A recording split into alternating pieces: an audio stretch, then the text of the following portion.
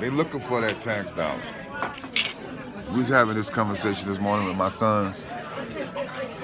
This is part of the process of life-changing study here. I'm with the professor. Speak to the people this morning, professor. Hello, people. I'm trying to convince my dad that it's not okay to discriminate against gay people, and that gay people should be able to eat pancakes at IHOP. I know he's crazy. I'm not saying that. I'm saying I have a right to choose who I want around me. Just like they have a right to choose. I have a right to choose who I want around me. Let's ask Junior. Let's ask the soldier. See what he thinks. What you think, soldier? I think y'all should do what y'all want, basically. See, he's one of them liberals and shit. Don't pay his ass no mind. He's a liberal. Let's go back to the professor. I'm dead serious. So, professor, I'm not saying that. I'm telling you the facts. All I'm saying is that I should have the right to choose who I have in my circle around. I'm just saying You that. have that right, though.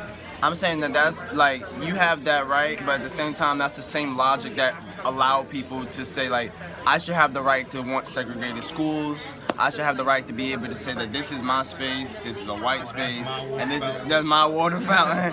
And then ultimately what ends up happening is their water fountain has all the, good shit. And our water fountain is glad. So let me ask you something then. Why do we have, so you saying the government is the fault that we got these hoods, and the government is the fault that these young black men are running through the hoods, shooting and killing each other? Who put the drugs there? Hold up. Now they're blaming the government. Who put the drugs there, one? Also, like, I always say this to you. If you put two dogs in a cage, and you don't give them food, you don't give them access to food, you don't give them access to water, they're gonna eat each other. It's called survival. And that's ultimately what's happening with the hood. Redlining, right? Redlining, pushing black people into the corners of the of ghettos. Like, that's literally putting dogs in a cage and expecting them to eat the bars. You gonna eat the bars of the cage? No, you're gonna eat the other dog that's there. And that's what happens. People, that's the professor's logic, okay? I had nothing to do with that. Dogs in a cage and shit, okay?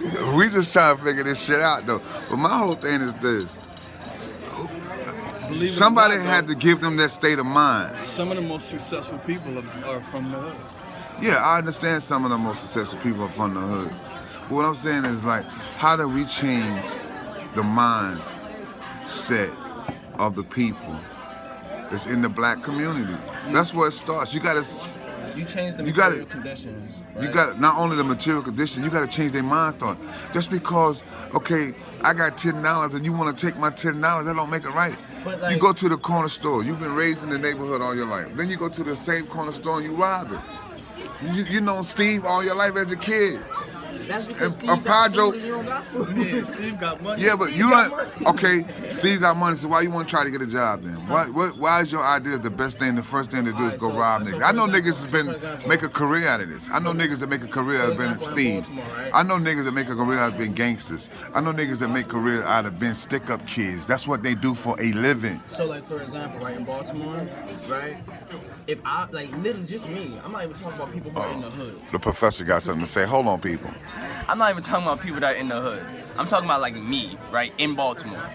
The day when I didn't have a car, right, and I had to wait for the bus would take an hour or two to come, right? And imagine if I had a job, right, or if I had kids to pay, that I had needed to take care of. I literally would not be able to get to work on time. I literally would not be able to make it to work, and my job will fire me simply off the basis of me not being able to Why would you leave earlier? Okay, so I leave at 8 o'clock in the morning to make my 12 o'clock job? Yeah. No. That's called effort. It's called effort, but it's an effort that most white people don't ever have to put into and never to be able to survive. Like, Yes, they do. Black people, if you got a car, that's automatically not an issue. I know people take trains to Philly. Huh? I know people take trains to Philly. You gotta have train money. You gotta have train money in order to be able to do that. Yeah, but man, come on, man. What's the argument is this? I still see that we did better in the 60s and 70s when I was growing up. We had unity in the neighborhood. I was not gonna go rob the corner store. But then the guess same what? guy that I knew and seen me grow up. But then guess what? I'm not we gonna had go a wonderful rob. president named Ronald Reagan who put drugs in black communities that messed all that up. Now they blaming Ronald Reagan. Oh my God. What about being responsible for yourself? What about making conscious decisions to be a better person? Look, I grow up in the hood. I could have been one of them dirtlers. I could have been a stick-up kid selling drugs, gangsters, all that shit. I chose to go a different route. Same way our consciously made that decision. The hood people could do the same thing. I grew up with them gangsters, them drug dealers, and pimps and hoes, whatever you want to call them. These millennials, these young people don't understand it starts in the mind. You got to change the thoughts of the masses. You got to put pride back in the neighborhood. You got to give black people history of who they are. Take pride in being who you are. Stop destroying your own neighborhoods. But the thing is, That makes sense to me. Now, hold up, the professor got something to say. Hold on. the thing is, it's not our neighborhood. That's the problem as well. Like, we don't live in our neighborhood. We live in a neighborhood that was sanctioned off and sectioned off for black people, right? So it's not like it's like ours, you know what I mean? Like, in the same way, like, you So probably how you moved in the Northeastern? Huh? What does that have to do with the fact that I don't like literally? So like the same pride that you would take. Let me finish. The same pride that you would take in the home 31 Mahogany when we used to live there, right? The same pride that you took in that because it was yours is not the same pride you're gonna take if you live in a government home because you ain't got no money to be able to pay for your own house. Come on, man. Everybody's not in that situation. But you talking about people in the hood. Yeah, everybody in the hood is not in that. Some people chose to be in the hood. Some people love the hood. Some people are ghetto. Yeah, some people are ghetto, right? And that's all they know. They just want to live that way. Some people are ghetto, but they didn't make the ghetto. Okay. I'm saying the ghetto. See, these millennials, we can't. They should've I can't even- understand them. Do you understand millennials? Let's ask Junior. Do you understand millennials? No. See, he's not a millennium either. But the professor is a millennium. What are you saying? What are you saying? The living conditions is still the same. You could go just about anywhere nowadays, especially, and it'll be the same. Like, you go to suburban areas, them niggas think they hood. You go to, different places of the country, it's glorified. Like, hood things is glorified. Yes, I agree with that. So We it's glorify poverty. I mean, but the thing is, I think it depends on what you mean by like how You do glorify poverty. We glorify poverty. We make it sound like it's cool to be in the hood. We make it sound like it's cool to be broke. But it's not about. I don't think it's about being in the hood. I don't think the thing is like the Professor glorification. The glorification of the hood is not the glorification of the hood as much as it is the glorification of a sense of power, right? So to be able to say that you own something when you don't own anything, right? I own this block that doesn't actually belong to me, right? That's what it is. It's the thing. It's the idea that a dog in a cage can say, "This is my cage." You know what I mean? We back to the dog. We back to the dog. I don't know what the damn dog got to do with it, but we back. and we got some people interested in our conversations too. Yeah, anyway, I still think it's the train of thought. Going back to having pride, believing in the black man, knowing your roots and having culture and principles. Culture bring principles, principles bring culture. Take some pride in yourself. We run in and filling up the churches, then we go back out and act like we ain't even been in church. That's the way we do it. So, I'd rather be real than to be up in the church being phony. At least you know where I'm coming from. All people. It's the train of thought. You gotta change the masses, the way they think, especially black people. We have that slave mentality. We gotta get away from that. We had to change it as black people. That's what I believe. Now the professor, he's a millennium. He might believe something else. We have to change the material conditions of black people so then they can be able to start to think about the ways in which they live.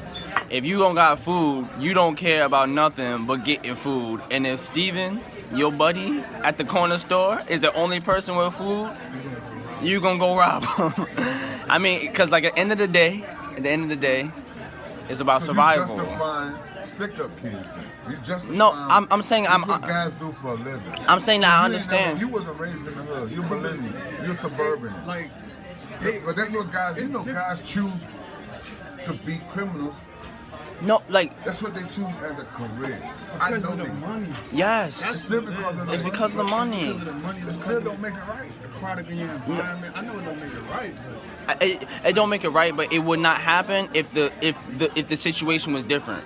The difference between my growing up and most of the people in the hood is the fact that like I didn't have to like decide between if I'm going to eat or if I'm going to have to rob someone. Like it wasn't like a two. It wasn't like Where that came from? What decision came from? Your father was raised in the hood.